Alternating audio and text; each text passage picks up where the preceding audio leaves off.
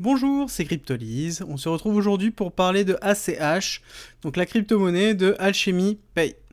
Alors Alchemy Pay, c'est une solution qui se veut en tout cas être la première solution au monde de paiement hybride fiat et crypto, d'accord, à travers notamment une application où on a le choix de type de paiement et en fait un TPE sur lequel on peut soit faire à travers justement de la fiat, soit à travers de la crypto-monnaie. Alors le projet en lui-même est assez intéressant. En effet, il y a un besoin à l'heure actuelle d'unification entre les deux, même si ça peut quand même poser problème dans un certain nombre de choses. C'est-à-dire que si on doit avoir un TPE particulier pour pouvoir recevoir les deux, ça va être compliqué au niveau de l'adhésion, parce que c'est généralement des commerçants qui ont déjà leur propre TPE pour les fiat. S'ils doivent encore investir dans un nouveau TPE pour pouvoir assurer les deux, enfin voilà, la démocratisation elle va pas arriver tout de suite. Et à savoir que maintenant on a quand même des TPE qui, par exemple, voilà, qui fonctionnent très bien et assez peu cher, en tout cas sur de la fiat. Donc quel est l'intérêt à l'heure actuelle d'avoir un nouveau TPE par rapport à ça, ou en tout cas une solution qui intègre les deux par rapport à ça. Bon, là en l'occurrence, moi c'est un peu la schématique que j'ai en tête. L'autre point, on va commencer tout de suite à expliquer, c'est que je suis dans l'incapacité de trouver des informations correctes sur une potentielle roadmap, quand est-ce que ça sort, où est-ce que ça en est au niveau du développement, à part une équipe sur laquelle en effet voilà, on a quelques experts du paiement, mais c'est pas non plus des grands experts, on ne sait pas d'où ils viennent, etc. On n'a pas de vision par rapport à ça. On a un projet qui est là, oui, ok, en effet, il y a un vrai besoin. Est-ce que c'est la solution à ce besoin-là? Bon, j'ai un doute. Et est-ce que derrière on a une schématique justement de production ou d'information liée à la production?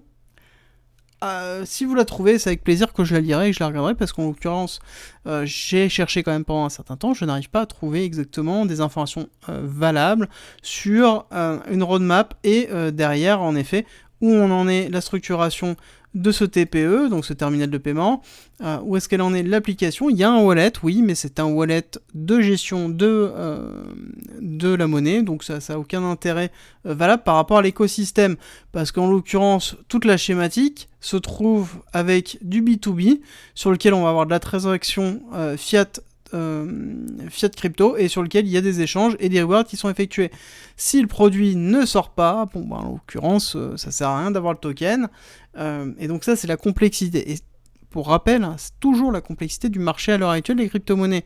C'est-à-dire qu'on investit sur des projets, malheureusement il faut faire toujours attention, parce qu'il n'y a aucune garantie de sortie d'une solution, sans forcément que ce soit un rug pull ou autre, hein, d'accord. Donc on investit dans une solution, on ne sait pas s'ils vont être capables de sortir ou non, tout simplement, le produit qui montre, qui présente. Et là, en l'occurrence, c'est vrai que je me pose vraiment la question de ce qui peut sortir par rapport à ça. Voilà.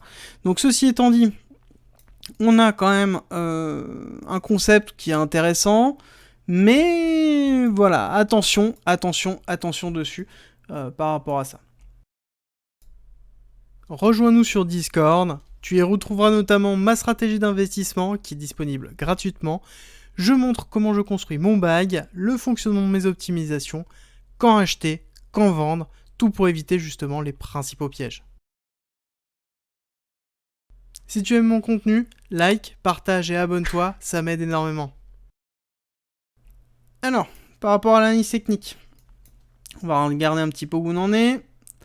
Nous avons une première partie intéressante d'accumulation, donc quelque chose qu'on retrouve régulièrement sur des projets qui se montent. Donc on a une phase intéressante d'accumulation sur lequel on a eu ici une grosse phase avec des très petits volumes d'éclatement, ou sur lequel après on est parti directement et on a fait un énorme ATH, d'accord. On a fait un ATH à 0,2 proportionnellement à quand on est parti ici, on était à 0,014. Donc on a eu une énorme progression, une énorme éclatement en fait du potentiel. Donc forcément on a eu des énormes prises de bénéfices qui ont été effectuées là et qui ont mis en place d'ailleurs une schématique de Wyckoff que je n'ai pas noté, que je vais tout de suite noter. Nous avons donc une distribution en cours avec un BC, un AR qui s'est effectué là, hop, et nous avons eu le test, le ST qui s'est effectué ici, tac. Et donc là, on a une première schématique qui s'est faite. On a derrière un saut qui est en cours actuellement pour aller faire à terme un UT. D'accord, donc on a le saut qui se trouve ici. Hop. Et qu'on va descendre, qui est en attente et voir justement où est-ce qu'on peut aller. J'ai tracé un Fibonacci de retracement pour voir. On a le 786 qui est à 0,04. On voit qu'on est passé outre. On a fait ici cette première intention d'arrêt baissière qui s'est effectuée durant octobre 2021. Donc on a eu la saison halt de fin d'année 2021. On voit que, en l'occurrence, c'était quand même très mitigé par rapport à cette schématique-là.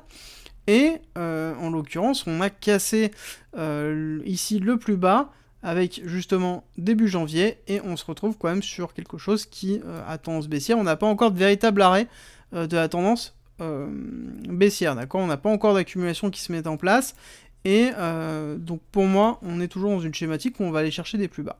J'ai tracé une extension de Fibonacci par rapport au BC ARST, d'accord, donc cette première impulsion baissière pour voir un petit peu où ça nous mène.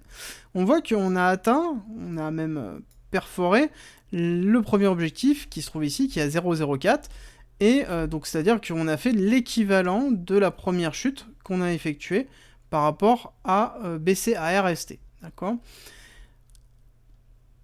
On est en train de remonter, mais tant qu'on n'a pas cassé ici le 0,1, c'est gênant. D'accord, tant qu'on n'a pas cassé le 0,1, en l'occurrence, on sait que on n'a pas de potentiellement reprise de tendance haussière. On n'a rien qui note ici une potentielle accumulation. On pourrait avoir un début, mais en l'occurrence, c'est pas assez franc. Il n'y a pas assez de volume. Là, on a une schématique qui se met en place où on est allé prendre la liquidité d'ici, mais c'est pas encore assez fort pour moi.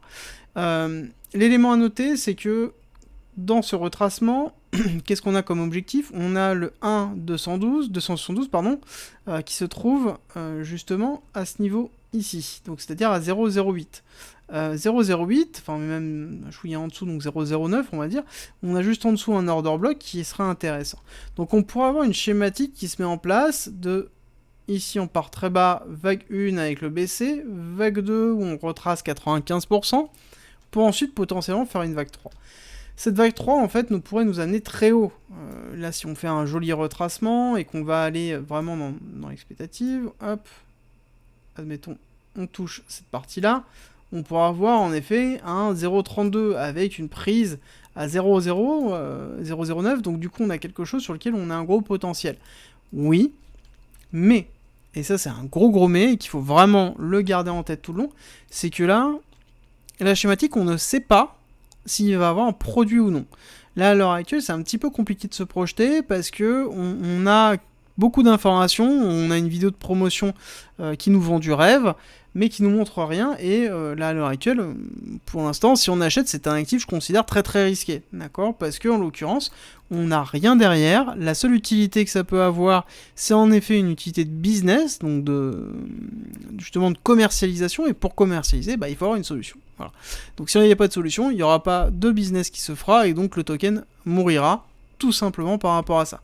Donc là, on n'a aucune info, en tout cas très très peu d'infos valables par rapport à ce qui est en train d'être effectué, donc c'est un petit peu dommage. Mais pour moi, attention sur cet actif. Alors, quand c'est comme ça et qu'on a un actif justement qui est assez risqué, il faut soigner son entrée. Pour moi, on peut commencer la spot zone, se résumerait à cet endroit-là. Hop, tac, on se la note. Donc on pourrait commencer à rentrer à 0,03 pour lisser avec une entrée à 0,04. Donc c'est-à-dire, voilà, on a quand même un potentiel de diviser par 10 en fonction de l'entrée qu'on effectue. D'accord, donc à partir du moment où on rentre ici et si on rentre ici, c'est pas la même. Hein, d'accord, parce qu'en l'occurrence, si on rentre ici pour aller là, on voit qu'on a déjà quand même un x6. Voilà, il y a quand même un gros écart, il va falloir faire très très attention par rapport à ça, par rapport à cette entrée là. Voilà, que je vous préconise, en tout cas, et même si vous voulez être vraiment excessivement conservateur, on va dire, si vous êtes excessivement conservateur et vous voulez attendre vraiment qu'il y ait des nouvelles, parce que je pense qu'on va continuer à baisser dans tous les cas, parce qu'il y a plein de gens, hein, faut vous dire que là en l'occurrence, si ça a FOMO comme ça, c'est-à-dire qu'il y a plein de gens qui sont entrés au fur et à mesure ici, hein, d'accord? Donc là, le train il est chargé, le train il est excessivement chargé, et donc c'est-à-dire qu'à chaque fois qu'on montrera, directement on va avoir des gens soit qui prennent des bénéfices, soit des personnes qui sortent de position. d'accord? Parce qu'en l'occurrence, il y en a plein qui sont au leader malgré eux, et donc qui sont malheureusement dans le train un petit peu malgré eux. Donc si vous voulez être excessivement conservateur, pour moi, je considérerais d'attendre à minima, hop, on descend là, tout simplement parce qu'on a une liquidité qui se trouve ici, qui est intéressante, donc on pourrait attendre le 0,02 par rapport à cette schématique là, voire même on peut continuer à descendre et aller au 0,01, hop, qui se trouve là.